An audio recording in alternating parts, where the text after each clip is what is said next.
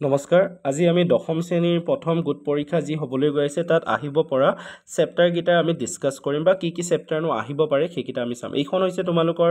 অসমৰ মানে সেবাৰ যি অফিচিয়েল সিলেবাস হয় অৰ্থাৎ একাডেমিক ক্যালেন্ডাৰ হয় সেইখন হয় তো ইয়াত মান্থ ওয়াইজ দিয়া থাকে তোমালোকৰ সিলেবাসটো এটো হৈছে আমাৰ প্ৰথম এপ্ৰিল মাহটো তো এপ্ৰিল মাহটোত কি কিনো আহিব পাৰে তাকে আমি চাম ঠিক আছে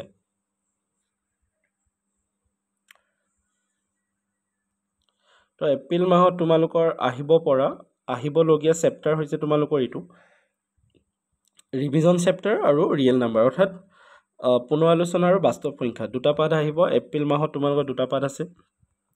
তাৰ পিছত সিফালে যদি আমি যাওঁ মে মাহত ঠিক আছে মে মাহত তোমালোকৰ কি আছে চেপ্টাৰ তোমালোকৰ পলিনোমিয়েলছ মানে বহুপদ আছে আৰু গতিকে ট্ৰায়াঙ্গল অৰ্থাৎ ত্ৰিভুজ আছে কিমানলৈকে 6.2 লৈকে এক্সাৰসাইজ 6.2 লৈকে অৰ্থাৎ অনুশীলনী 6.2 লৈকে তোমালোকৰ আছে মে মাহত তাৰ পিছত যদি যাওঁ আমি জুন মাহত কি আছে তোমালোকৰ সিলেবাস গণিতৰ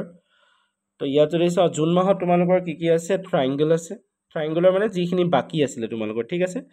মানে ইয়াৰ আগত তোমালোকৰ কি আছে 6.2 লৈকে আছিল ন তো 6.2 পৰা পিছৰখিনি তোমালোকৰ কোড আছে জুন মাহৰ সিলেবাসত আছে এটো ঠিক আছে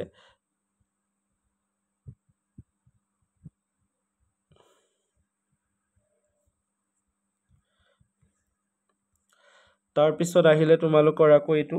নেক্সট আহিলে তোমালোকৰ 8 নম্বৰ চেপ্টাৰ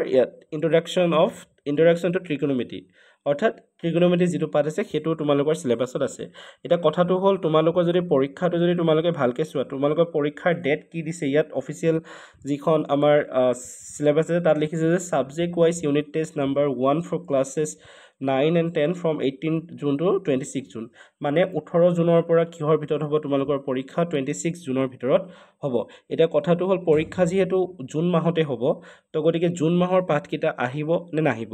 তো যদিহে চাও ইয়াত আমাৰ জুন মাহত থকা পাঠ দুটা হৈছে যে ত্ৰিভুজৰ যি বাকি অংশ আছিল 6.2 পৰা আৰু ট্ৰিগোনোমেট্ৰিৰ পাঠটো আছিল যি আছিল ঠিক আছে এটা এটো কথা তোমালোকৰ স্কুলখনৰ ওপৰত ডিপেন্ড কৰিব কাৰণ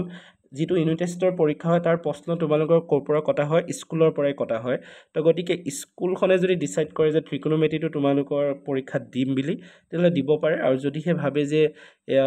নিদু বুলি তেতিয়াও কোনো কথা নাই ঠিক আছে কিন্তু হেতু ফুললি কিহৰ ওপৰত ডিপেন্ড কৰিব স্কুলখনৰ ওপৰত ডিপেন্ড কৰিব কিন্তু নিয়ম মতে যদি চাবলৈ যাওঁ